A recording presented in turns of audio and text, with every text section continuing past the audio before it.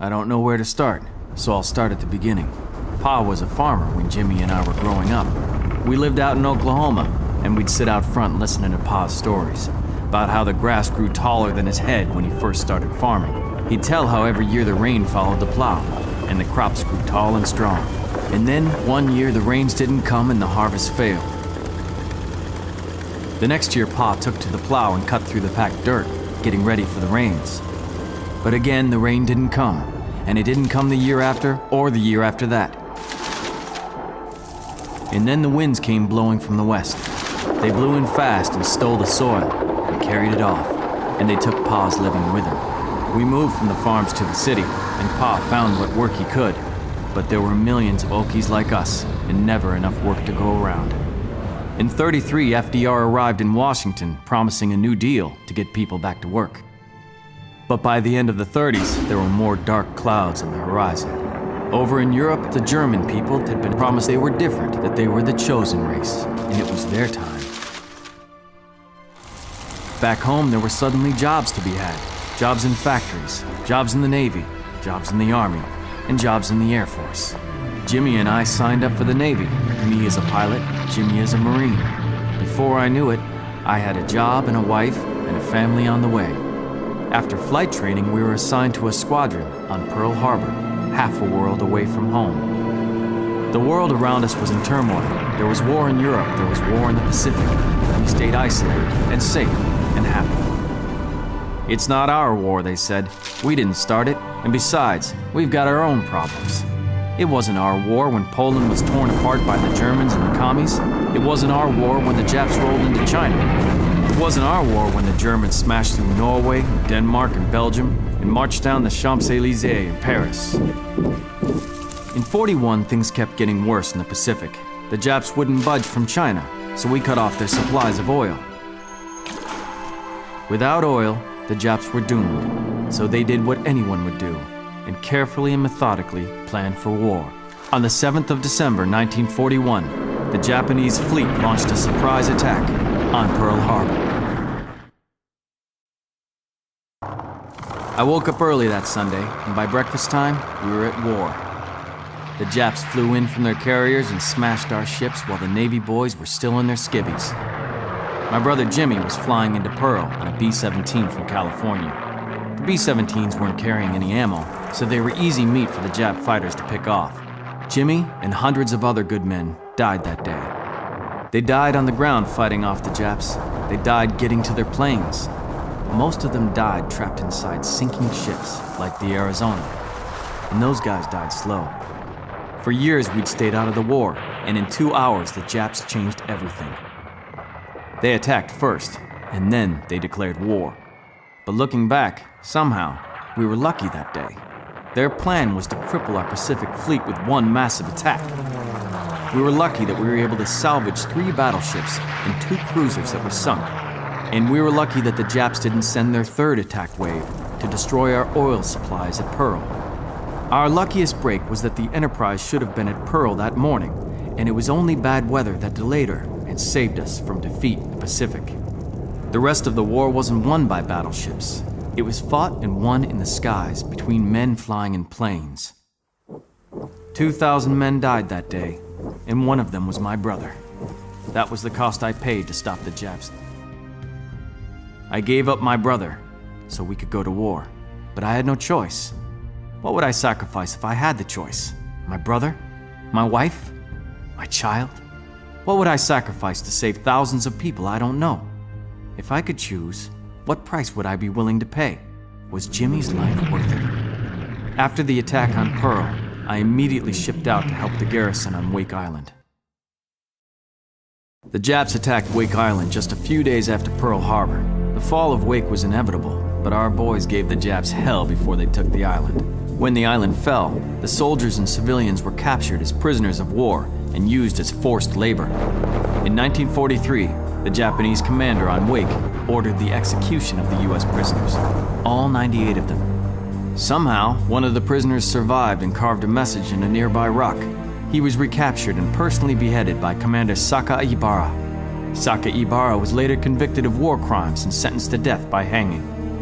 His final statement was, I think my trial was entirely unfair and the proceeding unfair, and the sentence too harsh, but I obey with pleasure. Good riddance to you, Commander Sakakibara. I was one of the lucky few who managed to get off the island before the end. That's how I found myself back on the Big E, on my way to hit back at the Japs in the Marshall Islands.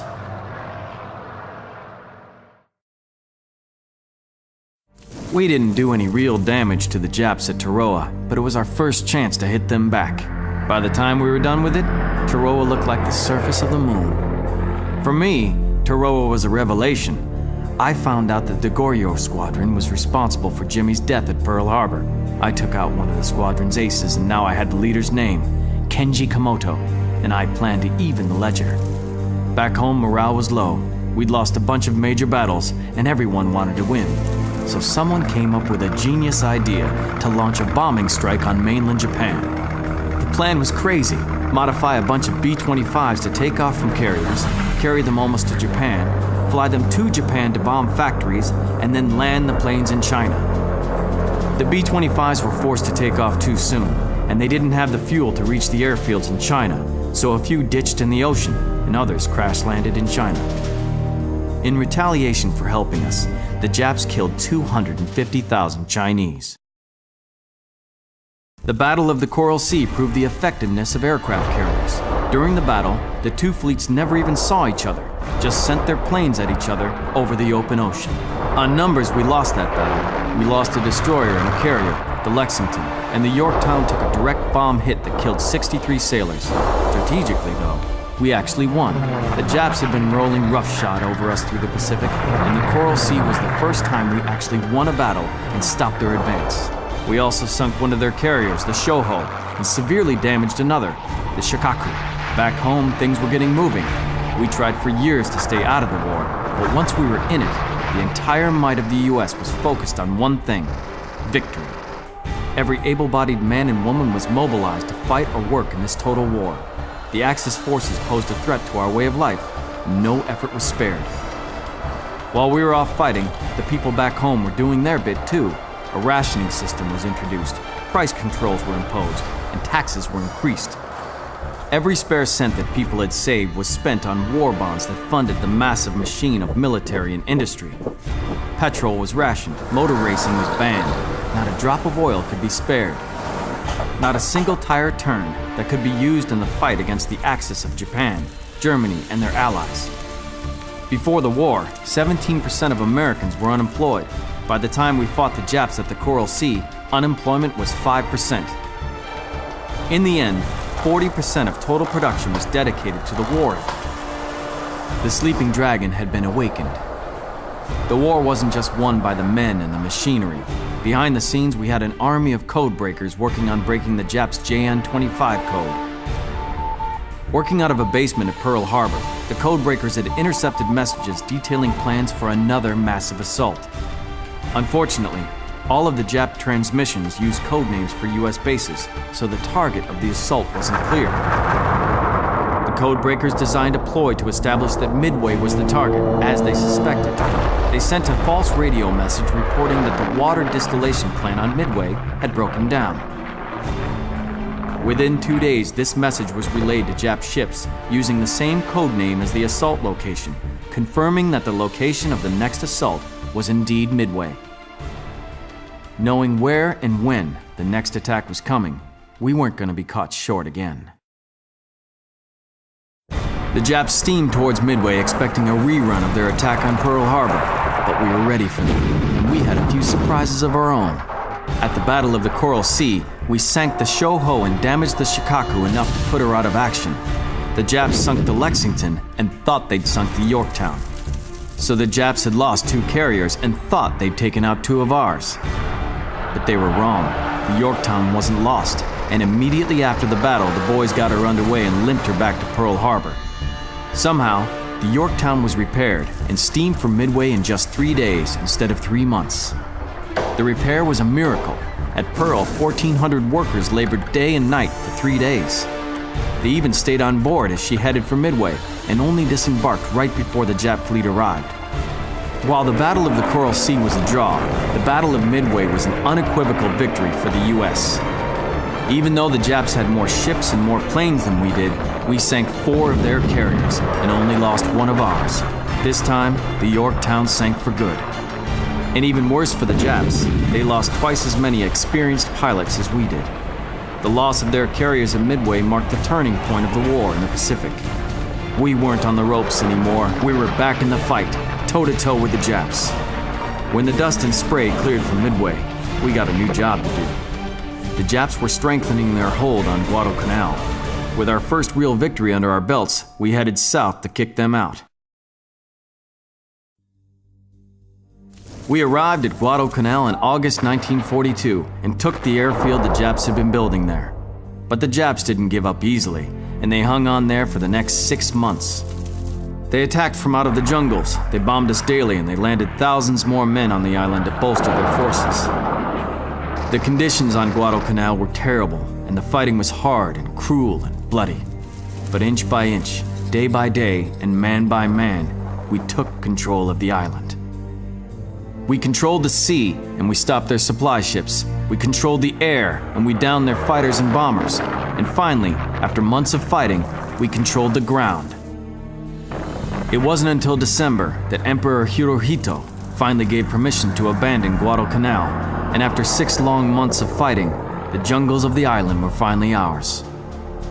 With Guadalcanal liberated, we shipped north, all the way to the Aleutian Islands in Alaska, where the Japs had gotten themselves a foothold.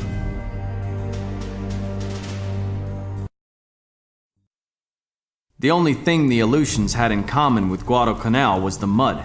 It was cold and wet and dangerous. But I came out of there with the scalp of another one of the bastards from the Goryeo squadron who were responsible for killing Jimmy. We were slowly grinding our way to victory in the Pacific. Every inch we had gained was won by using guns, tanks, ships, and planes built in factories back home. Victory for the Japs would destroy the US and plunge the entire world into an era of unending darkness and tyranny. By the time we were ass-deep in mud in the Aleutian Islands, the unemployment rate back home had fallen to just 2%. Virtually every able-bodied man and woman was working to win the war. And everyone did more than just work. They bought war bonds with every spare dollar and paid their taxes to make sure the US government had the money it needed to save the world. Before the start of the war, the Japs moved to secure supplies of steel, rubber, and oil by invading key resource locations around the Pacific. During the war, our forces cut the Japs off from their supplies and constrained their production. For every plane they built, we built 5. For every ship or aircraft carrier they built, we built another 5. Over the course of 3 years, our armed forces became a tidal wave that swept back across the Pacific, wiping the Japs from their positions, one island at a time. Even though we were making good progress through the Pacific, the Japs taught us a few tough lessons. Our plans all came undone when we tried to take the island of Baichio, which was part of the Tarawa Atoll in the Gilbert Islands.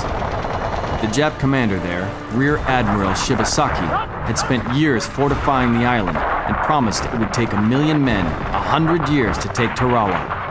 Shibasaki had employed a series of layered defenses that provided mutual support, each protecting the others from attack. Our brass planned to bomb the island into submission and then land a bunch of grunts on the beaches with amphibious craft. An hour and a half of concerted bombing left the island in tatters, and the commanders couldn't imagine that anyone could have survived, so they gave the order for the landing. When the GIs landed, they were cut to pieces by the Japs who'd been sheltering in deep bunkers. The first wave that landed took almost total casualties. Ultimately, the invasion took 3 days and cost us over 1,000 men. The Japs lost over 4 times that many, and only a couple hundred Japs survived the battle. We'd never lost so many men in trying to capture an island. This was a costly lesson in how not to take an island from the Japs. By the time our fleets met in the Philippines, the Japs were on the back foot. We'd hammered their Air Corps at Marianas, and they'd lost a lot of quality pilots. So the Japs came up with a new strategy: kamikaze attacks. Every man who signs up for service knows that there's a chance of death, but I'll never understand what drove the Jap pilots to sacrifice themselves so willingly. We weren't prepared for them. Nothing can prepare you to watch as pilots load their planes up with bombs and fuel and deliberately fly them into your ships. The kamikaze attacks did a huge amount of damage, not all of it physical. The kamikazes sank 15 ships alone in the Philippines and over 40 over the course of the war. Not all of the Jap pilots were throwing themselves against our ships, though. In the Philippines, I met another ace from the Goryeo Squadron. This was Takuma Mayo, the main man's top wingman. I relished the chance to test myself against the Japs' best pilot, and hopefully I'd get the chance before we routed the Japs from the Pacific. The Battle of Leyte Gulf was the last great naval battle of the war. By the time the battle was over, we'd sunk the Musashi, the largest battleship ever built, and the Zuikaku, the last surviving carrier from the Pearl Harbor attack. In the Philippines, the Japs lost 10 times as many ships and planes as us, and the Jap Navy was finished. But there was one more stepping stone on the way to Japan, Iwo Jima. The capture of Iwo Jima was the final stepping stone for us in the Pacific. The Japs had their backs against the wall, and they fought like it. But we'd learned never to underestimate them, and we slowly and methodically cleared Iwo Jima of every foxhole, bunker, and tunnel. After a month of fighting, we took the island and thought only a few hundred Japs remained alive there. Amazingly, almost 3,000 were still on the island, hidden deep in their caves and surviving on scavenged rations. Most of these soldiers committed ritual suicide rather than surrender. The capture of Iwo Jima gave us an airfield that put mainland Japan in bombing range of our B-29s. In the air above Iwo Jima, I got my final revenge against Kenji Komoto, the leader of the Goryeo Squadron. He flew well and fought with honor. I felt good as I watched his plane disintegrate.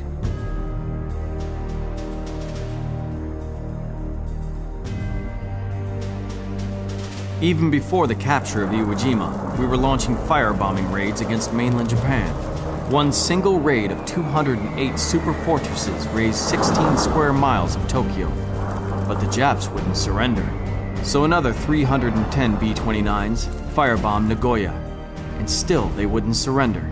So we firebombed Osaka, Yokohama, Toyama, Nishinomiya, Shimonoseki, Kure, Kobe, Amuta, and on and on. Firebombing raids killed almost 500,000 civilians in 70 cities, and still they wouldn't surrender. We had only 2 weapons left. On the 6th of August 1945, the Enola Gay lifted off from the Tinian Island, flew to Japan, and dropped the first wartime A-bomb, Little Boy, on Hiroshima, destroying 90% of the city. And still they wouldn't surrender. 3 days later, the Bockscar dropped the smaller second bomb, Fat Man, on Nagasaki, destroying 30% of the city. 6 days later, Hirohito surrendered. Finally, the war was over. The dead piled high on each side. My brother was in our pile. The war took 5 years of my life. Scores of friends who didn't make it back took my brother and separated me from my family.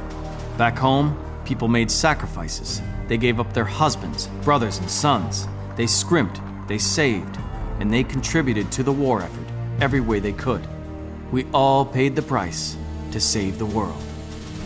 And it was a cheap price to pay.